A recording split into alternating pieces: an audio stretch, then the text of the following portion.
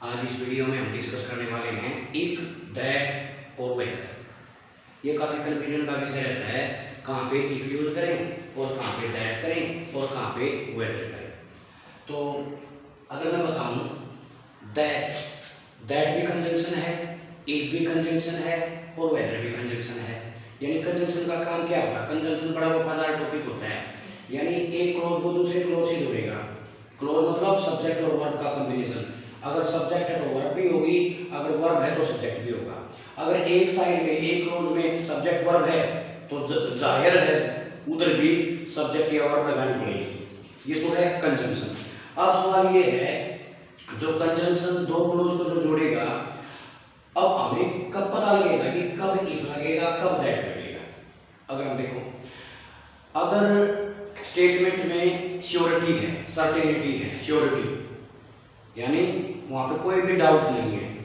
अगर सर्टेन है या श्योरिटी है तो उस केस में तो हम यूज करेंगे दैट। अगर अनसर्टेनिटी है और डाउट है तो वहां पे यूज करेंगे इफ। और लेकिन अब ये भी कंफ्यूजन है भाई, इफ कहाँ पे यूज करेंगे और वेदर कहाँ पे यूज करते हैं? क्योंकि इफ या वेदर भी यूज करते हैं हम, लेकिन इफ कहाँ पे और वेदर कहाँ पे?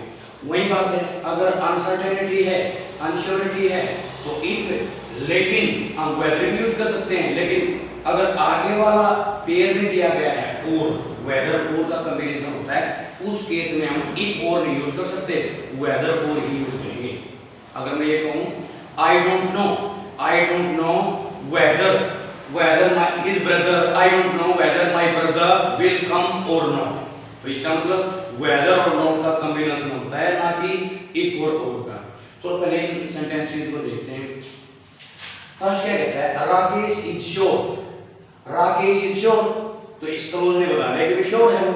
अगर श्योर है तो दैट आएगा। Rakesh is sure that he will win the match, कि वो मैच को जीत लेगा। तो यहाँ पे यानी सर्टेन है, दैट आएगा।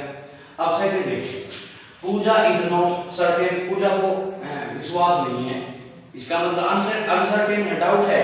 अगर अनसर्टेन है तो यहाँ पे ई लगा दो। नेक्स्ट वन देखिए, महेश हैज फ्यू डाउट्स, ये कंफ्यूज कर सकता है। महेश हैज फ्यू डाउट्स, आप देखोगे डाउट है, अब डाउट है तो यहाँ पे ई आना चाहिए।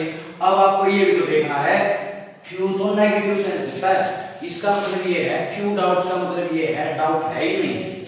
इसका मतलब क्या है? डाउट है ही नहीं। जब ये डाउट है ही नहीं तो इसका मतलब श्योर है तो सर्टेन है तो दैट। नेक्स्ट वन देखिए, Mohit is uncertain, Mohit is uncertain, Mohit यानी अनसर्टेन है, सर्टेन नहीं है, तो इसका मतलब डाउट है। अगर डाउट है तो इफ लगा दो, यानी Mohit is uncertain if his wife has qualified the exam. Next one देखते हैं, Surya had a few doubts. A few तो कुछ तो होता है, अ फ्यू का मतलब कुछ तो डाउट है। अगर डाउट है तो इसका मतलब श्योर नहीं है तो हमें इफ चाहिए, ना कि दैट। तो ये काफी इंपॉर्टेंट है और ये अब कैंडिडेट्स को काफी कंफ्यूज भी करते हैं कि कब इफ कब दैट और कब वेदर के साथ हो। वही बात है, अगर डाउट है तो इफ या वेदर, लेकिन अगर वेदर के साथ और भी दिया हुआ है, नेक्स्ट वाले क्लोज में और भी दिया हुआ है, तो उस केस में हम वेदर और का कॉम्बिनेशन मानेंगे, ना कि इफ और क्योंकि कॉम्बिनेशन वेदर और का होता है, ना कि इफ और का। तो इसका मतलब आपको समझ में आ गया कि कहाँ पे डाउट है, कहाँ पे क्या नहीं है और कैसे करना है। सब्जेक्ट वर्ब एग्रीमेंट, ये सब्जेक्ट वर्ब एग्रीमेंट क्या है? एग्रीमेंट हमेशा वर्ब का सब्जेक्ट के साथ होता है, ना कि ऑब्जेक्ट के साथ। ये क्या कहता है, अगर सिंगुलर सब्जेक्ट है तो वर्ब भी सिंगुलर होगी, अगर सब्जेक्ट प्लूरल है तो वर्ब भी प्लूरल होगी। अब कंफ्यूजन रहता है कि अब हमें कैसे पता चलेगा कि सिंगुलर सब्जेक्ट है प्लूरल वर्ब? वेरी सिंपल है, अगर मैं आपको अगर थोड़ी सी भी नॉलेज है, देखिए इसमें ये देखते हैं, neither John nor you is am are present. अब इसमें से आपने देखना है कि इस सेंटेंस का कोई ना कोई सब्जेक्ट रहा होगा, और सब्जेक्ट कौन होता है? नाउन और प्रोनाउन। तो इसमें आपने देखा इसका सब्जेक्ट या तो जोन है या बिंदु है। अब हमें कैसे पता चले कि सब्जेक्ट जोन है या यू है?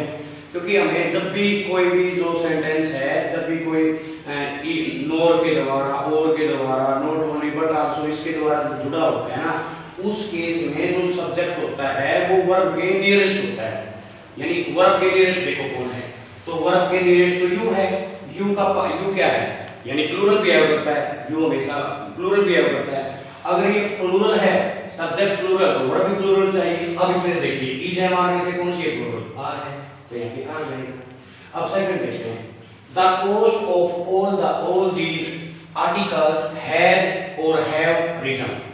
इसका मतलब पहले से देखें, सब्जेक्ट सेंटेंस तो एक है और ऐसा कोई सेंटेंस हो नहीं सकता जिसमें सब्जेक्ट तो हो और वर्ब ना हो। इसका मतलब इसमें वर्ब है एज है ओरिजिन, तो इसका मतलब सब्जेक्ट भी होगा। अब सब्जेक्ट या तो पोस्ट है या ऑल दीज आर्टिकल। अब हमें कैसे पता लगे कि इसका सब्जेक्ट ये है, ये अब हमें ये पता है ऑफ जो है एक प्रीपोजिशन है और preposition is followed by object, यानी प्रीपोजिशन के तो बाद ऑब्जेक्ट लिखे जाते हैं और हमें ऑब्जेक्ट नहीं चाहिए। क्यों? क्योंकि सब्जेक्ट का वर्ब के साथ, यानी वर्ब का सब्जेक्ट के साथ एग्रीमेंट होता है, ऑब्जेक्ट का कोई लेना देना नहीं। ये तो ऑब्जेक्ट है और वो भी प्रीपोजिशन का। वर्ब अगर है तो सब्जेक्ट पोस्ट है, और आपको पता है कि पोस्ट तो सिंगुलर है, सिंगुलर सब्जेक्ट सिंगुलर वर्ब। तो अब देखिए सिंगुलर में क्या है क्या है। नेक्स्ट में देखिए, all the students in our college, all the students in our college learn. देखिए जितनी भी बेस फॉर्म होती है ना, जितनी भी बेस फॉर्म होती है वो उनका बिहेवियर वो ऑलरेडी प्लूरल में होती है। जैसे लर्न हो गया, बाई हो गया, गेट हो गया, ये सारी की सारी प्लूरल ही हैं। तो सिंगुलर कैसे बनाते हैं इसको, इसके पीछे एस या एस लगा के, वर्ब के पीछे अगर इनको सिंगुलर बनाना है तो हम इस वर्ब के पीछे एस या एस लगा देते हैं। तो अब हमें लिखना है all the students in our college. अब इसका सब्जेक्ट क्या है, अब हमें ये पता है इन तो प्रीपोजिशन है और प्रीपोजिशन के बाद तो ऑब्जेक्ट लिखे जाते हैं। इसका मतलब आवर कॉलेज, इसका सब्जेक्ट नहीं हो सकता, ये तो ऑब्जेक्ट है। तो सब्जेक्ट क्या होगा, सब्जेक्ट है स्टूडेंट्स। स्टूडेंट्स प्लूरल है, प्लूरल सब्जेक्ट प्लूरल वर्ब। अब हमें ये पता है बेस फॉर्म होती है वो प्लूरल ही होती है, तो हमें लर्न चाहिए।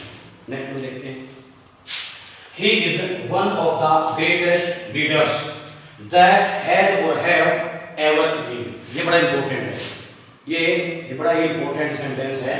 अब देखते हैं, अब अगर हम देखो इस सेंटेंस को हम ब्रेक करें, हमें ये पता है कुछ तो ब्रेक है, ऐसा कोई सेंटेंस हो नहीं सकता जिसमें सब्जेक्ट ना हो और वर्ब ना हो।